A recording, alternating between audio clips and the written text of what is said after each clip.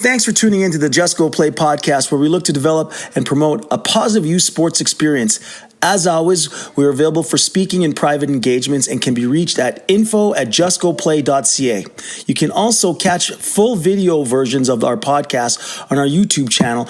And don't forget to visit us at justgoplay.ca. Enjoy the episode. Hi, everyone.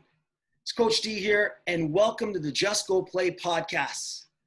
We got a great episode for you today. I'm here with longtime friend Rob Pacas.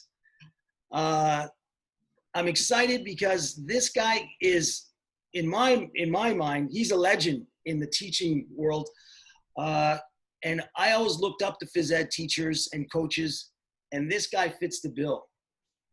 So I'm here. My host today is going to be Taryn Lipschitz, and she's the guest host. So she's going to be with me. And Rob Pacas is on the hot seat today. Rob, how you doing, buddy?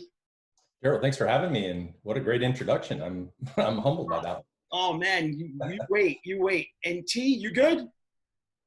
I'm great, Daryl. I'm excited to have you here today, Rob, to talk. I know you have so much experience, not only as an athlete, as a coach in the physical education system, but what you've been doing recently in terms of making sure people are staying active and enjoying movement. So really excited to get into this.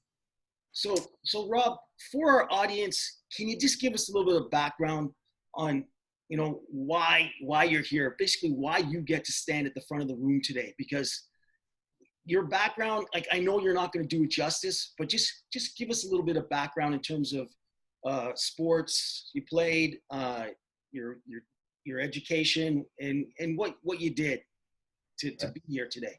Well, when I was 2 years old, you can start there.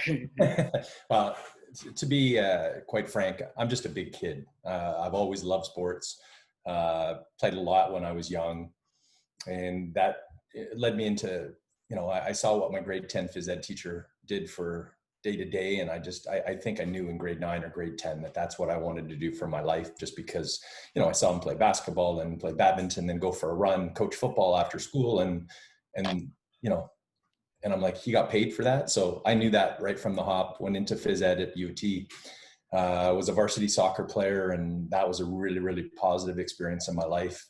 And was fortunate enough to get into Teachers College and right into a job teaching Phys Ed. I taught that for 8 years, and then was even more fortunate to get a job at Birchmount working with the Exceptional Athlete Program, or the BEAT program at Birchmount Park, where the kids were pretty much athletes of the year when they're coming in as grade 8s. And it was my job to kind of introduce them to fitness and how dry land training could enhance their performance outside, and continue to be a big kid for the rest of my life. And I think that's kind of, my motto is like, I still play lots of stuff and try to stay young by trying to keep up with not only my kids, but other people's kids at the same time. So that's my MO. You know what? Again, I knew you were going to be humble. Big kid. Listen, Rob Pacas is what I refer to as one of the last of the Mohicans. This guy could play any sport at a high level. This is back in the day when guys used to do multi-sports on a regular. One season they drop and they go right into the next one. Played soccer at U of T, where we were both there at the same time. I played football, and went on to be one of those teachers. And again, I talked to a lot of your ex-students, and I've taught them as well after you. And one of their big things they always said about you being a big kid was you were the most competitive person they'd ever met. And in terms, it kind of forced them to grow because you didn't make it easy for them. Is that true? Well, I think that's sometimes a blessing and a curse. I tell my athletes every day is game day, and I wish I wasn't. I wish I could dial it back, but like, I don't, my kids and my wife and our family, like, we don't do anything for fun. Everything's for something. And, at some point I wish I could just enjoy it more and be less competitive. But, the atmosphere at Birchmount or in the B program was one that was conducive to athletes, and it was kind of fit my personality perfectly. And, there's a lot of different ways to climb the mountain. And, I brought the competitive side in my colleagues at different times. I worked with lots of great people. The nice thing about it is there's so many different ways to climb that mountain, and everybody brought a little something different to the table.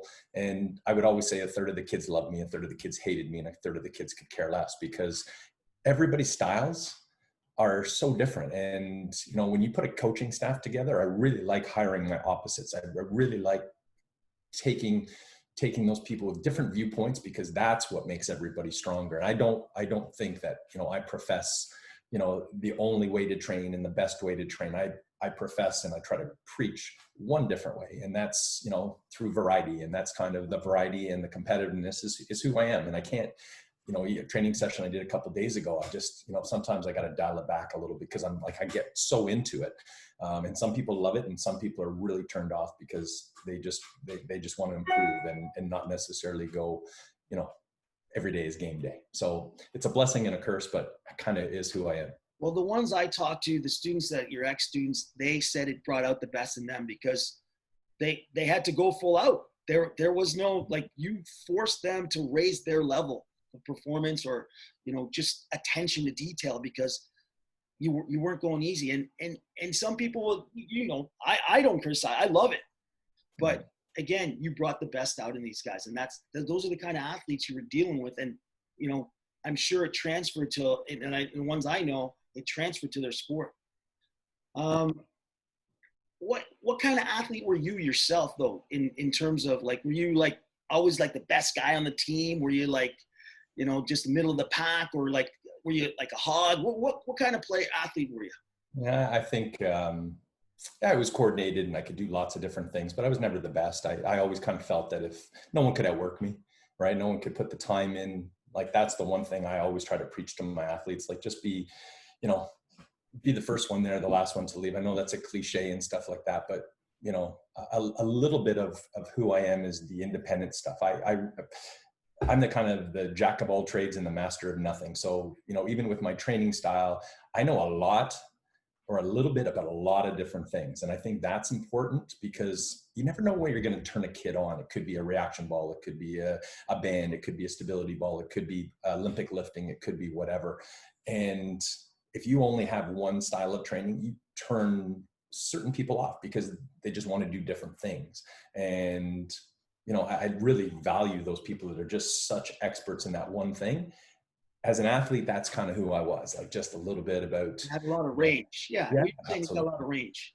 You could jump into a volleyball game, and, it's the physical literacy at its T. I never felt inhibited by walking into a situation and feeling uncomfortable, whether that range was university athletes when I was in high school, or high school, playing a different sport. I always felt like I was competent and confident kind of walking into. I wasn't the best, and nor did I want to be the best. Like, I wanted to be the best, but I felt comfortable in trying. And that's a little bit about, as the educator in me, is just giving those people those experiences so that they can walk away and say, what, I can jump into that. And, it's okay to maybe look a little bit awkward or shy or whatever, but you know what, I got my feet wet. And man, like, I've had lots of students who hated weight training, who now own fitness companies.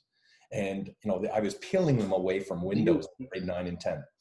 I just couldn't get them to lift weights. And, it's those magical moments where something like, one of my ex-students I call Wasaga Beach, because it took him a trip to Wasaga Beach to realize that he could take his shirt off and stuff like that. And now he owns a fitness company, and he bench presses 1 million pounds and squats 1 million pounds.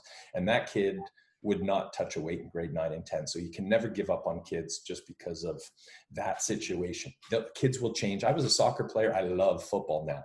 I love all sports, but soccer was one of those things I was so passionate about.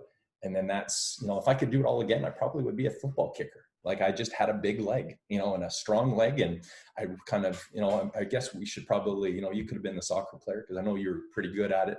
Maybe I should have been kicking footballs for a living, but I'm not disappointed at all. Man.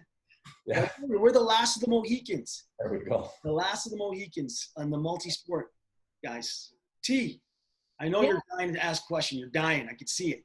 Oh, I'm sitting here because, the three of us all sit here. We've tried multiple different sports throughout our lives. Like last week I talked to Daryl about it, what the sports that I had tried, and we know the benefits, but maybe Rob, what you could do is tell our audience, what is the benefits of kids getting exposure to multi-sports and also building that competence in their ability so that, to your point, they can go and just jump into a game? Yeah, it's what I find interesting, Taryn, is that I kind of, my claim to fame, or maybe not claim to fame, with all my training things, I usually try to finish with a game. And a game could be tennis, a game could be ultimate frisbee. Tomorrow we're playing baseball. You know, we've done so many different things from ultimate frisbee. I think a 2-on-1 in soccer is kind of like a 2-on-1 in basketball, a 2-on-1 in hockey. You know, it's about space, it's about forcing the defender. And if you just do one of, you know, just your sport, you don't realize how, you know, getting open in basketball can help you in hockey, and spacing, and, you know, just, I know I said the word spacing a couple of times, but just experiencing, you know, different objects and how to catch, and you know, a lot of the people that train with me, they've never played tennis before. You know, they play baseball, but they can't hit a tennis ball, which drives me insane. You know, just little things like even riding a bike well, and like those are all transferable skills that kind of make you better. From the training aspect, though, I think if people are doing, or they're the specialists for 12 months of the year, they really start to develop the overuse injuries, and you know, what is there to look forward to? I know hockey kids that, you know, they play spring hockey and then summer hockey. When the fall, or the kind of their main season starts, they're not really looking forward to it anymore because they played 60 games in the summer. And I noticed with a lot of my hockey players, they're so they're bent forward a lot. So a lot of maybe like the first 3 weeks to a month, I really got to get them doing more extensions, because they're always in flexion all the time. And like, I just see it in their early training, you know, when we do some of the basic exercises and stuff like that, they're almost broken. And it's like, you have to kind of build them up before you add. And it's just because they've been doing their one sport for so long, versus someone who's, you know, in my day, it was always kind of like 2, sometimes even 3 sports. You do something in the summer, you do something in the winter, and then there's transitions. And, you know, we just go to the park for hours and just do lots of things. So it never seemed like, you know, we were always taxing the same muscles because we were doing everything. So. And I think too, what's interesting is you have the experience both through the education system and as a parent. And, you know, it'd be really interesting to hear from you. Do you feel like we could be doing a better job in schools in terms of the programs that we're offering kids at different ages? And then my second question to you will be, you know, during this time of COVID, what can parents do while they're at home with kids because they don't have access to, their kids aren't in schools, they're not in youth sports, parks and recs are closed. So 2 kind of questions, but. Yeah, well, so I guess, you know, kind of in the, you know, what parents can do. And I just say, like, just be active. I think the one nice thing with, you know, I'm seeing other kids all the time in my training sessions, and we're, you know, kind of being COVID friendly, we're being outside, and we're, you know, social distancing and stuff like that. But we really haven't stopped. We've been getting out for bike rides, and you know, we've done walking programs and stuff. And I kind of hosted a 6-week journey from what I called Mother's Day to Father's Day, and just kind of changing habits, changing lifestyle. And that could be like, you know, what you do first thing in the morning, and, you know, with your kids. And it's amazing with our kids, when we go for a walk, what we find out about them, because it's just so easy for everybody to go their certain ways and get caught into the YouTube rabbit hole, or, you know, just any kind of podcast, like anything really, that, you know, it's very exciting. Like, I can get stuck on 9,000 social media sites and stuff like that, because it's entertainment. Like, it's instant entertainment. And, you know, with kids with, you know, like fitness, if it could be gamified, it would be awesome, because the incentives that are there for kids right now are so good, right? That, you know, that they work towards a certain thing, and then they get the extra ammunition or something like that, or, you know, a new plane, or like, I don't understand half the games. I don't pretend to know them, but I do know that the incentives are built in as, you know, the better they get. And what a novel way to think about fitness. Like, just imagine if you kind of kept building on push-ups and chin-ups. Not only would you feel better and look better and be able to do more, but if you got some sort of reward along the way, that would be just, you know, that would really fit the bill, I think, in terms of promotion of exercise. So that's a good answer. That's a great answer. Now, I want to change gears a little bit, because you're a combination of a strength conditioning coach and educator. Let's go into the education world. What's wrong with the physical education system now, and what's good? And basically, I just want to hear your take on it right now. I'm not trying to put words in your mouth because, I was a former Phys Ed teacher, and I get my Phys Ed friends calling me all the time saying, hey man, what are you bashing the industry and whatnot? And that's not what I want to do. But in your opinion, what's good about physical education now, and what's broken? Well, I'll start with the negative first and then go towards the positive. I think what's broken is we don't have the specialists in the early years. I think, too many times now, in smaller schools especially, everybody's teaching their own physical education, and that's a struggle for most people. I think my wife's also an educator, and in her school it comes to a full-time music teacher versus a full-time phys ed teacher. It's always a debate at the end of every year, and everybody wants someone to teach their music, but everybody thinks they can teach their own phys ed, and phys ed doesn't end up being building on the basics and moving up, kind of like arithmetic or English and stuff. You don't keep building. It's the same games whether you're in grade 2, grade 4, grade 6, grade 8. And a lot of those games aren't building blocks for when they're sending their kids to high school. And I think that's where it has to change. It has to be sequential. It has to be different. Like, a lot of programs now are like cross country for, cross country for 2 months. Well, what about that kid who doesn't like to run, but they like to really throw heavy objects, right? So like, how come they can't just throw a shot put or, do something where they're not doing something for 2 months or a long period of time that they're not into. I think DPA is wonderful when done correctly. So that would be the most positive thing. It's mandated for 20 minutes every day. Like, how cool is that? That, if you don't have phys ed in your curriculum that day, that you have to get up and move for 20 minutes. Conversely, when I teach teachers in the summertime, the reality is it's not getting done. I always related to me teaching music or art. I appreciate music. I love music. I couldn't teach a note. So if someone told me I had to train a group of kids or 30 kids a day on music, I might last one day, maybe 2, before I'd be like, man, I'm done. Like, I have nothing. And that's what people are feeling like with phys ed. They're overwhelmed. They have no resources. They have a classroom and they're told to teach for 20 minutes, and it just kind of gets shuffled underneath the rug. It gets, like some schools are really good, but I would say a lot of them aren't. This is mandated. French and DPA are the 2 things that are mandated in schools. And unfortunately, there's not that push to make sure it's getting done, and kids are sitting too long. Computers are, as wonderful as computers are, they're taking over the classroom because they make life a little bit easier. They make, research and stuff, but kids need to move, and recess is easily canceled when it gets cold. And if there's no movement, these kids are sitting for 6 or 7 hours a day, and then they're going home and sitting for longer. And that's where I think it's broken. So what I'm hearing is phys ed is no longer a priority at the early stages. And that's where it needs to be priority, because how will it be important to them in high school if it's not a priority down in the early stages? Yeah, well, look at COVID. Right now, everybody's at home. Like, when it started in March, when the weather wasn't great in Ontario and stuff, and people are sitting around, they don't know what to do.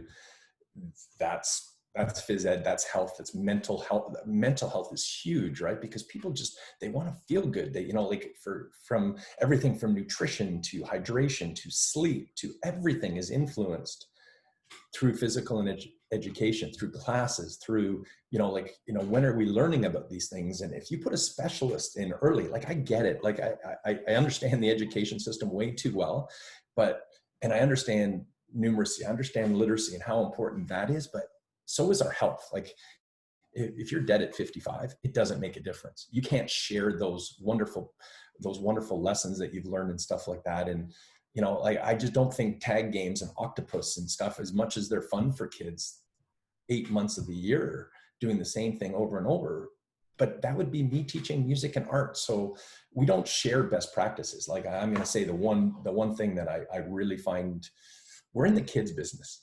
Like, that's the most important. When I teach teachers, like, why are we not sharing more? teachers have so many, like I know I got to take a course from Muskoka to Guelph to Ottawa to whatever, and so many great educators, but we don't have a medium to share that information.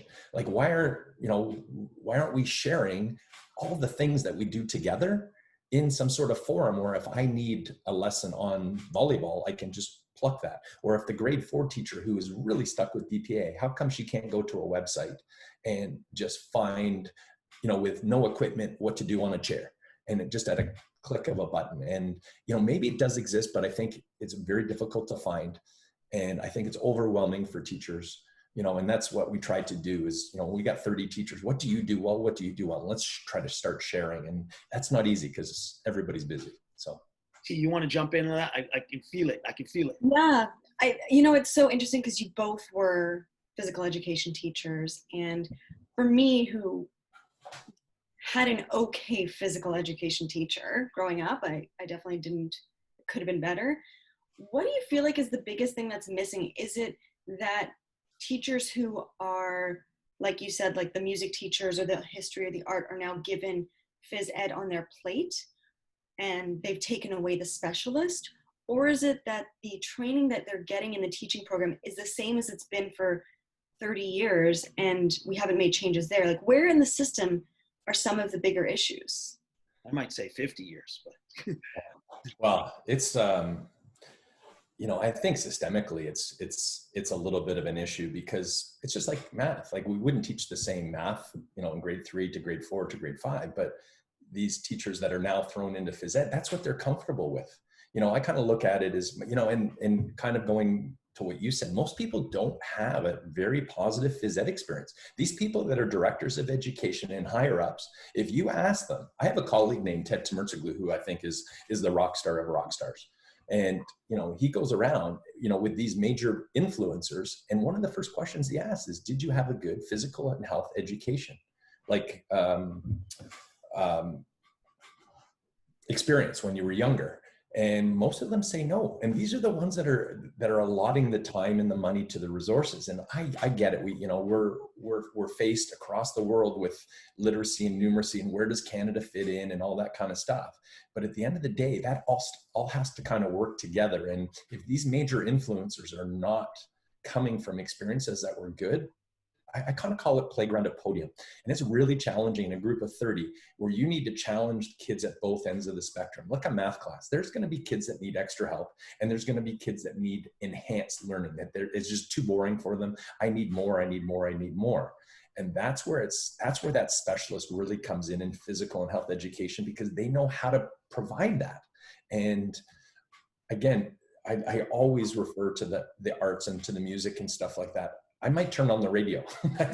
that would be my extent. But for that music teacher to teach physical and health education, they're throwing out a ball. And the old, I'm going to roll the ball out, doesn't work to challenge the top end, but also really engage the kids who need it to start their experience. Because you can turn kids off so quick, right? By, like I have parents that, at 8 or 9, they think their kid's going to the NHL. And, Johnny scores 7 goals or Caitlin, is super at, in the playoffs and stuff like that. And they're so young, and the parents have aspirations of them going to, to the next level and stuff like that. And it's crazy. The expectations by parents right now are unbelievable. Too much parent involvement. Definitely. Kids don't know how to play. They can't phone each other and, hey, let's get together. Like, I have a house of games, right? All tailgate games, all the way up to, super high competitive kind of stuff. Like, I could put that in the backyard and they wouldn't know how to do it. You start showing them, and all of a sudden they can literally play for hours, but that parent almost has to get involved. Start them off. Yeah, I agree. So. Yeah. And I think it's so interesting because I feel like what's missing in the education system is the connection between having really good physical activity and physical education programming and how it benefits the rest of the school experience.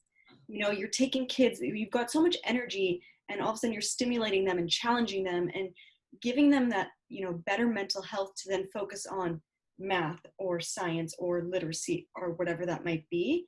And, you know, I feel like when we say, oh, you've only got 20 minutes of physical activity, like that isn't really enough. And I think what's interesting is if you want to tell people about the program that you were part of, where there was way more of a focus on the physical activity part and what that benefit was to the students in the other areas of their academics. Yeah, kind of going back to the elementary system, I always tell my wife, if you can get Phys Ed first period of the day, get Phys Ed first period of the day. You know, there's a book by John Rady called Spark, where, you know, John Rady is not a Phys Ed promoter. He's a scientist, and he found that math, English, everything, you know, kids that had special education needs and stuff, they were all so much better after physical activity first period in the morning. Right. So you get them off to a good start. Doesn't matter what it is. It's movement, you know, that they would stimulate their brain cells. They would be more calm at their desks. The involvement would be so much better. Not everybody could have Phys Ed first period of the day, but what a great way to start your day. If, you know, maybe the whole school developed like this 20-minute, like if we're doing DPA, let's do it together.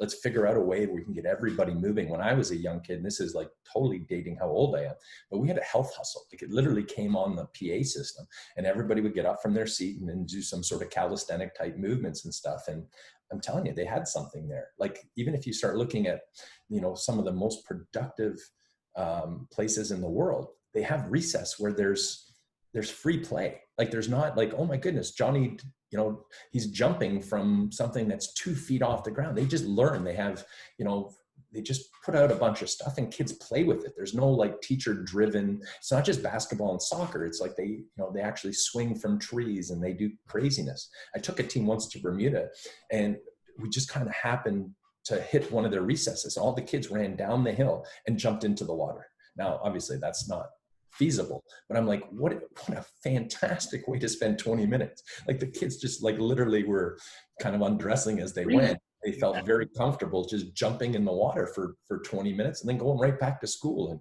no one cared what their hair looked like and stuff. And I just thought that was like the coolest thing ever, that it was always just such a like powerful moment for me, just watching how those kids spent that 20 minutes. I like that, man. I wish we could have that here every day. My kid would be all over that. No doubt. Now, I want to ask you, because you've told us what's broken. What's good in what's good that's happening in physical education? Because I want to be positive. I don't want to always be negative about what's going on in the world of physical health and education. So what's good, Rob? I think there's a lot of good things. I think there's still so many passionate people out there. I mean, I'm lucky, you know, traveling around and seeing so many people that are putting in their time, you know, not only during the school day, but, you know, coaching and doing all their extra professional development. I think there's so many resources now that are available to them that, you know, at a click of a mouse, you know, you can get resources for everything. And I think there's so many passionate people out there, and I think there's so many options available.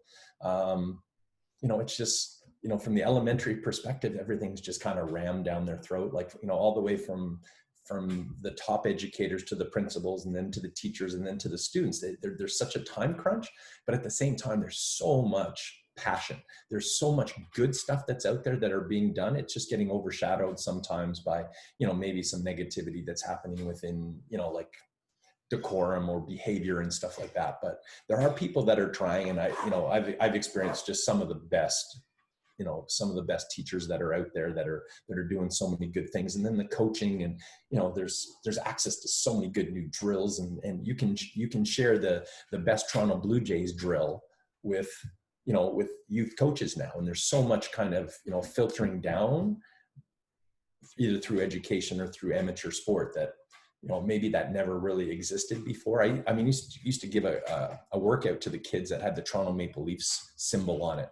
And they thought that was the best thing ever because it was from the Toronto Maple Leafs. It was the same exercises that we used to do, but it said Toronto Maple Leafs on it. So they thought that was great. Now the kids can, you know, they can follow their favorite sports heroes. Like if you want a LeBron workout, it's, you know, there's 17,000 LeBron workouts out there. They're probably too hard, but the kid thinks he's working out like LeBron, which he is, because he's, you know, he can do the same things. That probably didn't exist way back when. So I think resources, I think the passion is still there.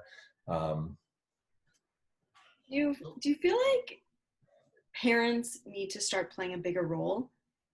Or do you feel like teachers need to start, like, where do you feel like we really need to focus some of the efforts to improve? Well, that's a tough question, because I think actually teachers need to remove themselves sometimes.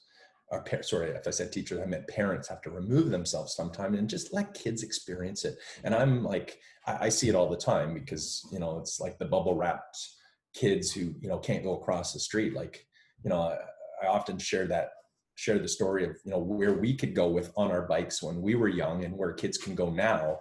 And, you know, the radius is like, you know, they can't go across the street, but yet they have cell phones. I think it's a safer society now. You know, people would argue against me on that one, but, you know, I think it's, you know, kids can have access, you know, parents are texting their kids every 30 seconds, where are you? And, you know, where are, you know, like, what are you doing and stuff like that, as opposed to just, you know, letting them kind of go down to the creek and jump on some rocks and stuff like that. Cause, you know, if something happened, like, someone's got a cell phone that, you know, we can get access to. So I think sometimes parents have to remove themselves. You know, as far as teachers, I really, you know, I say this with a grain of salt. I don't know if everybody has ever thought about what the kid's best interests are. I mean, I always use this as an example. I had a kid that played AAA hockey. He was in the B program. So he, you know, he worked out for 70 minutes a day. And then I saw him for football after school. And again, it was an hour and a half practice. And then he'd go play hockey after school. And nobody really talked about the kid. You know, obviously the parent knew that he was pretty busy during the day, but I never once had a conversation with his hockey coach of what he did during the beep class, what he did during the football practice, and why he may not have a lot of energy at 8:30 that night. And I think that collaboration could easily happen now, just, you know, by putting different people into the conversation of saying, hey, you know, Thomas is, you know, he needs more food, he needs more sleep, you know, his mindset, and, like, you know, he's not doing his homework and stuff. People can, you know, like, you can put multiple people into an email now and a text and really start caring about that one particular child. And I, you know, even with people, when kids have injuries, I love the people that I refer these kids to, because I'd get back detailed notes and I can send it off to their hockey coach. I can send it off to their parents, and we can really start, you know, kind of maybe hammering's not the right word, but kind of collaborating together on how to best bring that kid forward, and not think of it as just, that's my kid and that's my athlete and stuff, and thinking about them as a whole, in a holistic approach to training and stuff. So I like that. Hey, so Rob, next gear, I'm going to change gears on you here. We have kids that are not, they're dropping out of Phys Ed in high school. And I know you teach these courses to help teachers sort of make Phys Ed more engaging and whatnot. What do you think we can do to make Phys Ed more interesting for these high school students, so they stay? Because, as you know, that stat that by 70% of kids are dropping out of sport is in your courses. Because I know you teach these great courses to teachers to help them with resources that, you know, make their Phys Ed more fun. What can you talk to that a little bit? Sure. I think involving kids with choices, I think too much of the time it's like, you know, one of the things we often talk about in these education courses is something that's the biggest struggle for kids, and that's the beep test. So the beep test is like, it's a 20 meter shuttle run and stuff, and kids are very intimidated. You know, again, I call it playground to podium, you know, and most kids in grade 9 Phys Ed are closer to the playground. They don't care about going to the Olympics. They don't care about, you know, high achieving. They want to learn some different things, and they want to have some choices. So rather than putting that kid on the beep, you know, doing the beep test, which is one of their most apprehensive things coming into high school. Like, I thought it'd be lockers or, you know, in change rooms and stuff. It was actually the beep test. So I'm thinking, okay, well, they didn't want to do the beep test. That was their biggest concern. Oh, absolutely. Because they're worried about, you know, there's going to be those high achievers in every class that get to level 13 or 12 and stuff, but there's some kids that get to level 2 and 3, and they find that now they're ostracized. They're the first ones out. And we all know, like, when we pick teams when we're young, we just try to even them out. You know, you went to one team, I went to the next, and we tried to go, okay, so Johnny's the next best player, so he's going to go with me because you're better than me. We just tried to even it out so that the games were fair, and everybody knew who the best was and everybody knew who the weakest was. But in Phys Ed class, it's like, kind of like kill or be killed in some cases, and that shouldn't happen. So, rather than, we do the beep test for a cardiovascular test. So why not include a walking test or a 12-minute run test, and allow the kids to test their cardiovascular system the way they want to, and expose them to it. Like, just say, you can do this, but here are some other options. And it's kind of like student voice, student choice. Like, to me, your best teacher in the school should be teaching the kids in grade 9, because that's the one that's going to engage them into grade 10.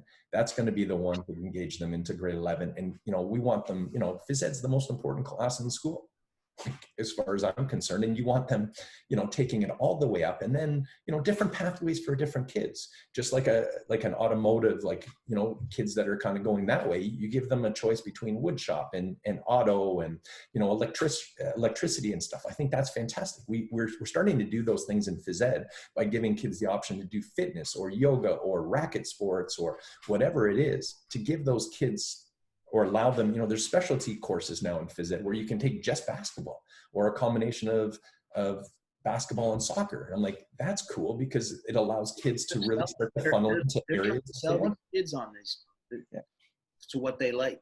Absolutely. Wow. So talk a little bit to, everyone talks about the BEAT program, and you were one of the founding fathers, or one of the directors. And for everyone, BEAP stands for Birchmount Exceptional Athlete Program. Can you talk to that? Because I think people are starting to look at these programs differently, because maybe before it was like, oh, those are for dumb jocks. And I know that sounds like, for me even saying that, but can you talk to the benefits of a sports high school and integrating 70 minutes of physical activity of training every day? And I feel personally that this shouldn't just be for jocks, like that go on and play high level sport. I feel this could be for regular people as well, regular students that aren't involved in sports, that they would benefit from this too. I don't know what you think about that. Well, I think again, if you kind of call it a pathway, I think this is a pathway. I think it should be in every quadrant, because schools are competitive now. Baccalaureate programs, music programs. There's 9,000 different SHISM programs in schools, which are like specialist high school majors. And I think that's good, because I think now it's giving kids a choice for a different pathway. In the BEAP situation, how I tried to promote it to parents was 70 minutes of dry land training per day. And the dry land training, it was 4 periods per week where kids would learn different ways on how to work out. And one was a swim workout, one was a weight workout, one was a speed workout, and one tended to be kind of games and kind of, different ways, to improve. And then one was a health class, and that health class was all about nutrition and dealing with stress and, just the normal Phys Ed stuff as well, like the plumbing and stuff like that. But that was a very holistic program. And I think parents, now they're getting the education in school as well as from their teams, because some teams did a great job in it and some teams didn't. But now for 70 minutes per day, I taught kids for 7 straight semesters.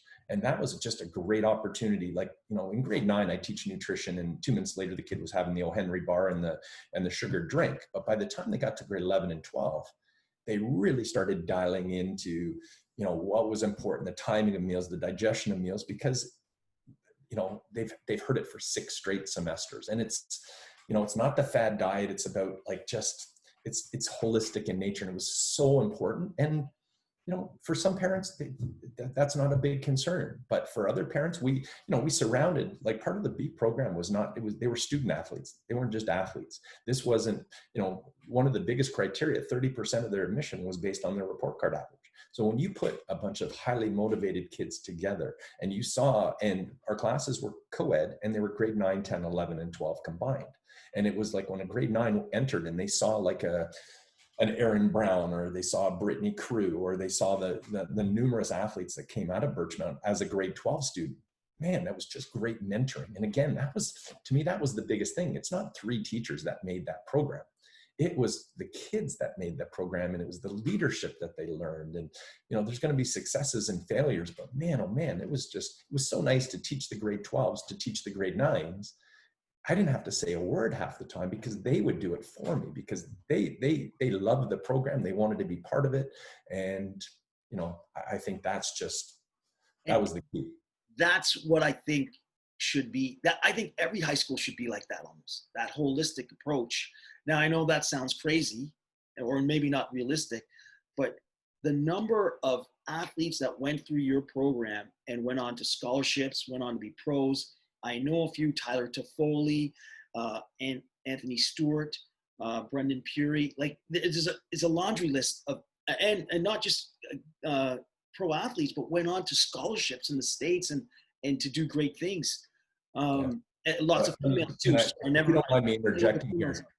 But anybody I talk to, there's so many great professional athletes, but I'll tell you my biggest compliment is when these kids are now teaching our kids, and they're coaching, and they're using the same principles, and they talk about nutrition, and they talk about warm-ups, and they talk about stress. Like, that's the most important. Like, it's great when those kids go on to professional sports, and everybody has a different story that have come through Birchmount. But I'll tell you, the grassroots, that's where we need those kids, because again, you can turn kids off early, and just the leadership that these kids show now that they have kids, or when they get involved with their own kids or coaching other kids, it's so, like, that's probably my biggest blessing, is when those kids now go back and give back to the communities, because that's, you know, I was just really fortunate, like that, you know, I get to touch upon kids who, you know, that will always be involved in sport. That was me to a T in grade 10. That's, you know, that's what I saw. And every kid, you know, that came out of that program, you know, they're probably going to be involved with health and wellness for their whole life. And what a great way to impact more and more and more people down the road. And I think that's, you know, that's probably the legacy that, if anything, I wanted to leave behind at Birchmount, is that you're going to be healthy for life. So let's impact more and more and more people. Great. T, I know you're itching to say something. No. I think it's amazing, because I feel like it's so important to get that exposure as a kid and have a love of sports and physical activity, because those skills you learn then become life skills, and they almost teach you those habits so that you stay active for life. But, you know, I'm sitting here, Rob, and you've got fitness in a bag on your shirt, which some people who are listening may not know what that is. Do you want to tell people what fitness in a bag is? Sure. Now, I've been doing fitness in a bag for about 15 years with, you know, I always seem to train athletes in the summer. And I think time is a big factor for me. I always kind of tried to, you know, understand, if an athlete traveled to me for half an hour both ways, that's an hour out of their day. So fitness in a bag is 15 portable items that go in a backpack. I have an app that goes right to their phone. And Mondays, so as an example, Monday, Wednesday, Friday, I meet my athletes now. I have an older group and a younger group. But on Tuesday, Thursday, Saturday, I give them workouts that they do at home whenever they want. So if they want to do it first thing in the morning, or if they, you know, the afternoon or at night, it really doesn't matter. I try to get them to involve their family with it. And then they don't have to come to me. Like, the stuff they do on Monday, Wednesday, and Friday is the stuff that they normally don't like doing on their own. They don't have the equipment, or it's the stuff that's maybe a little bit harder. Yesterday, we were pushing sleds and chains and stuff like that, and kind of crazy stuff, because I have that equipment. But on the other days, they're doing stuff in the comfort of their own home. They have a running program, they have a skipping program, and then they use all the equipment that's in the bag to increase their, again, physical literacy, their knowledge of how to use bands and how to use ropes and massage balls and the items that come in the bag wherever they want. If an athlete goes to the cottage, no big deal. They can still do the workouts. I've used it with athletes, but during COVID, it's been unbelievable now, because people were looking for solutions, and it's been very successful, because I mean, it's perfect. Yeah, to be quite honest with you, it's not the equipment that's in the bag. The solution is allowing people to learn more exercises. You know, I could pick my favorite exercise piece is not even in the bag. A piece of equipment, is not even in the bag, which is a medicine ball, because I love it, because it's so universal to do lots of things. The only reason why it's not in the bag, because it's really expensive to ship. But that's going to be added on in the near future, because people have been very, very successful with it. They can do it anywhere they want. They can do it in their condo. They can do it in their backyard. They can do it at their cottage. They can take it to the playground. That's what I started doing a long, long time ago. And I found it worked with athletes, but now I'm finding, busy mom, corporate mom. It really didn't matter like who it was. It started touching people. You know, again, my audience was athletes, and now with COVID, it's entire families. And I think this is the coolest thing ever, that they can share the equipment in the bag and do it together, and that motivates people. I have challenges in there. I have what's called Mobility Tuesday. So if someone's locked up because they've been sitting around for a while, they can go to Mobility Tuesday and they can see, maybe why their hips are tight and try some exercises for their hips, or, if their lower back's tight, here's some options. And now it just goes right to their phone. And it's, I include a 6-month membership in it, but people are now, staying on for longer and longer because it's working. And I didn't know, like, it was just one of those things to save time for my athletes, so they didn't have to come to me 6 days a week, because they don't want to hear my voice for 6 days a week. And I also don't want them to travel. So it's awesome. Like it's like right now, it's the perfect time. And people are, forever asking me, I don't have a lot of equipment. Can I still work out at home? And Fitness in the Bag is perfect, guys. For any of you guys out there, check it out. Rob, last thing, a few more things I want to ask. You're an educator, coach, parent. How hard was it to watch your son go through the system? Because I know he's an athlete, or was an athlete. I'm not sure where he's at right now. How was your experience? Like, was it a quality experience? And then we'll start to wrap it up. But I want to know what you went through with your own kid, and knowing what you know, because I know I'm going through it now, and knowing what I know, it's harder to watch things happen. Yeah. I mean, two totally different experiences. My older son was a AAA hockey player, a specialist, hockey 12 months of the year. And unfortunately, he didn't grow when he needed to grow. Like, at his last year of hockey, he was probably 5'8", 135 pounds. He's now, 6'4". So late bloomer. Yeah, late bloomer. That's it. So that was one experience. My younger son has always been an individualist. So he swam when he was young. Now he paddles is paddling, or kayaking is his passion. So two totally different situations in terms of the growth of both of my kids.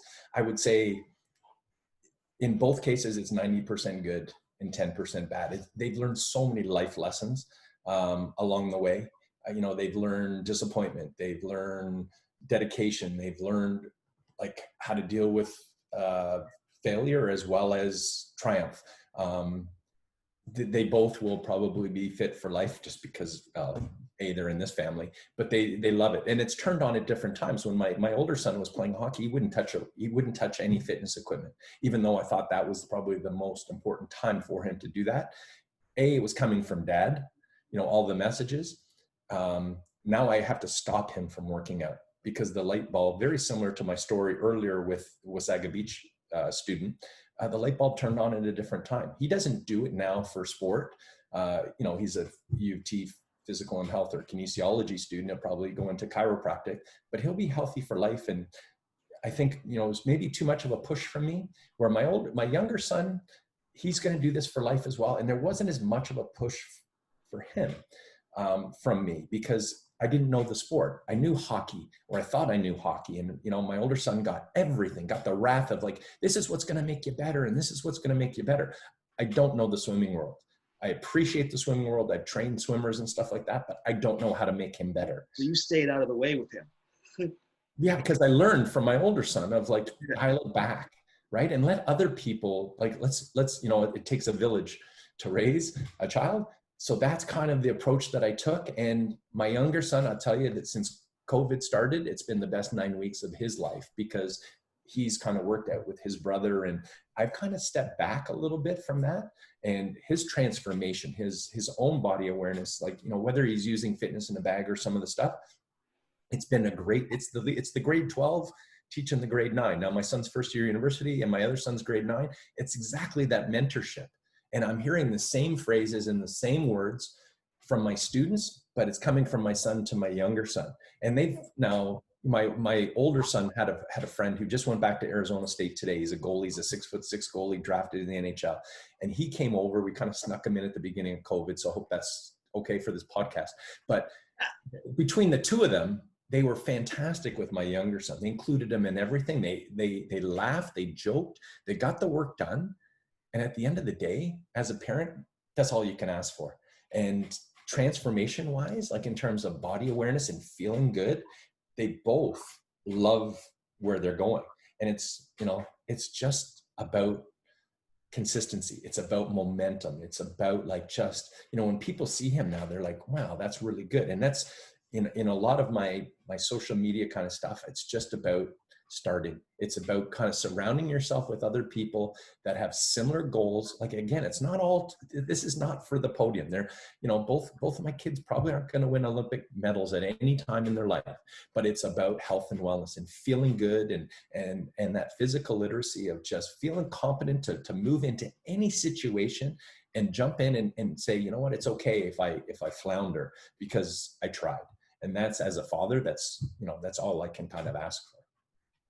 I think that's amazing. And I think, you know, Daryl and I talk about this a lot. As a parent, there's only a few words you need to say to a kid to really encourage them to go and have fun and stay in sports.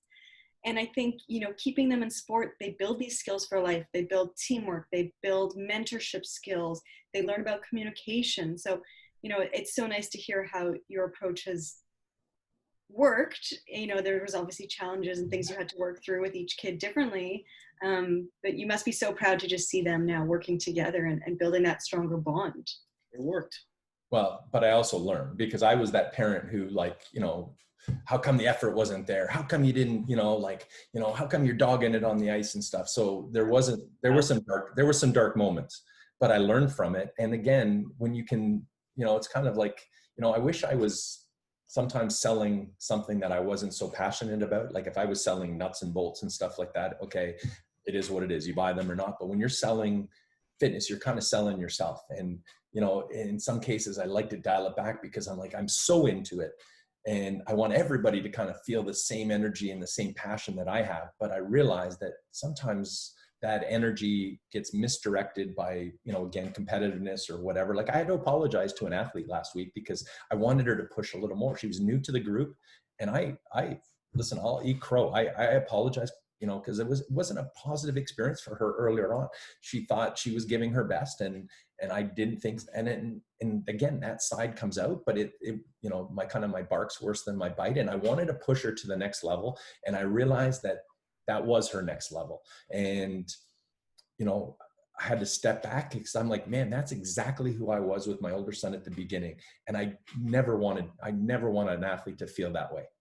That's awesome that you recognize that, though. Yeah, it's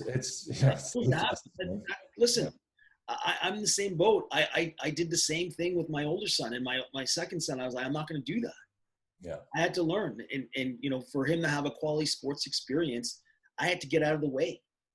Right. It sounds like you're learning how to get out of the way. You know, you learn when to push, but when not to. Yeah. It's still who you are. And I don't think I can ever take that away. But moving forward, I have to realize that everybody's not a carbon copy of the next person. And I think that's the most important thing, is that we all learn in different ways. And I always, you know, I've probably said it 3 times with regards to music and art and stuff like that. If you teach me how to play the guitar, there's probably a lot of, you know, 10 different approaches to do it. And it's probably the most successful with 2 out of those 10 instructors. But I might get the 8 other instructors first who may turn me on or turn me off. And I think that's why that quality coaching earlier on is so vital and so important. And the training, that's where it should go, into the grassroots level. And sometimes it's, you know, everybody's, you know, worried about the top end and, you know, who's going to make the NHL and who's going to be a professional athlete, where all the time should be invested in how do we keep kids in sports and how do we get them moving.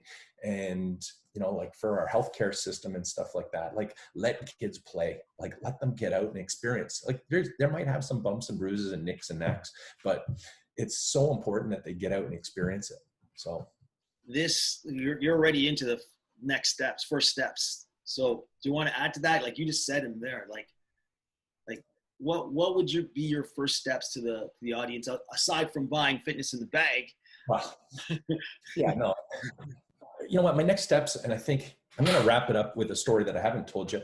And it was when my older son was about 8 or 9, you know, the typical, they'd come off the hockey season and like, hey, what are you doing in the summer?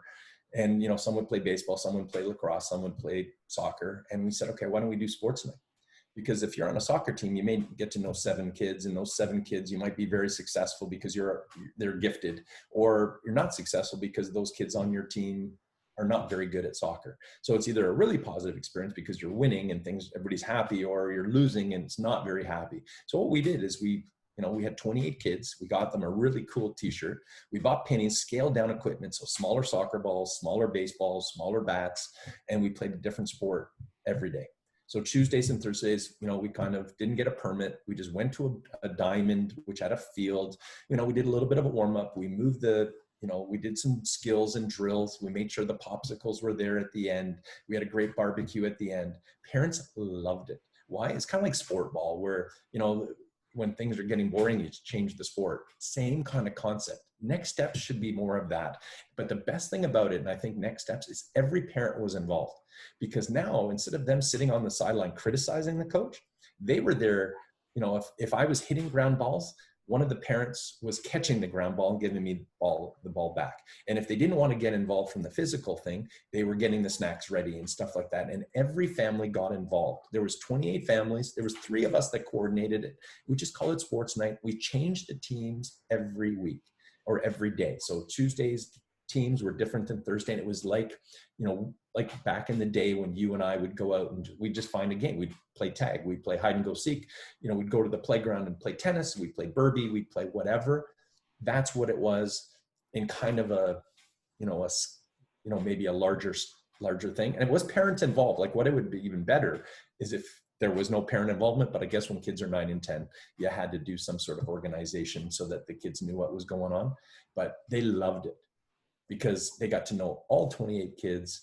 And it was a very, like for next steps, like just kind of think about that model, somehow bring it to the education system where we just introduce them to a lot of different things, expose them to a lot of crazy, because you know, at the end of the day, it's that Wasaga Beach story that keeps coming back. You never know when kids are going to change. And when sports specialize, like what happens when that kid stops playing hockey? Maybe they haven't learned how to ride a bike. Maybe they haven't learned how to swing a tennis racket or a golf club. You know, that kid who's going to Arizona State, he played golf on a golf course for the first time last week. He already went out and bought a golf set because we took him to a golf course.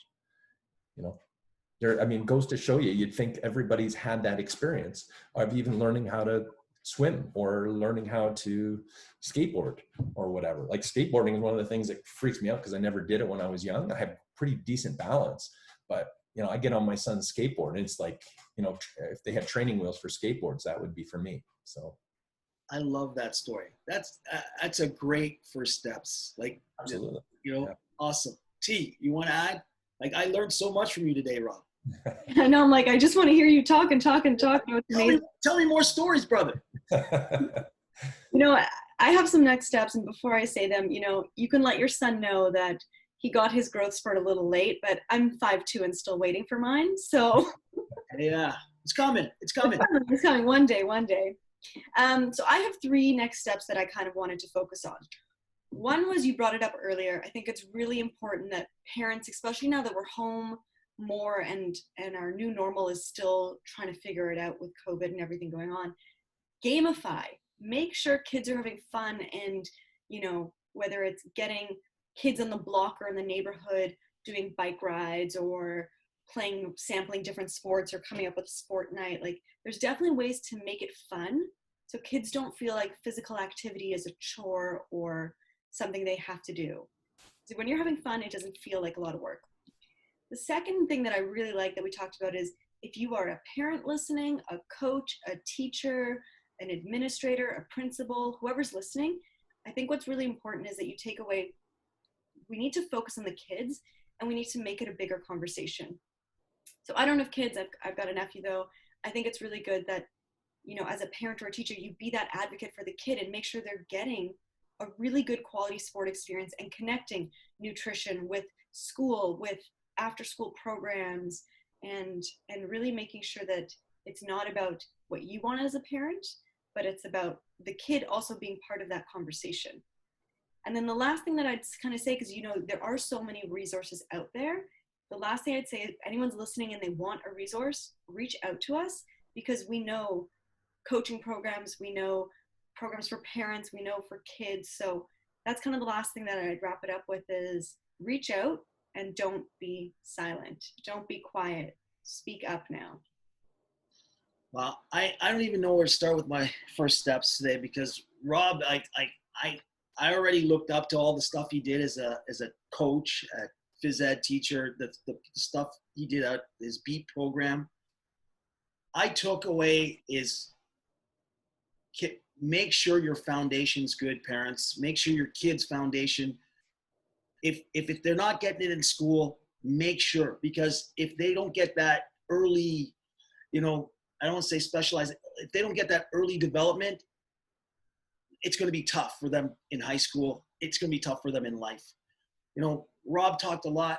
It sounds like sport is, you know, as Matt would say, is a dress rehearsal for life. He's learned so much. He's the type of phys ed teacher you want, because he seems like he's the type of coach or teacher that he always wanted. Like he became that guy that he always wanted in a coach, or the characteristics that he always wanted in a coach. But at the end of the day, guys, have fun. You got to have fun. You got to make it fun. You got to be consistent, as Rob finished off saying there, and search for it. Don't quit that, oh, my kid's not athletic, or my kid's, don't quit, guys. Find it. Find whatever is your kid. Rob had two kids.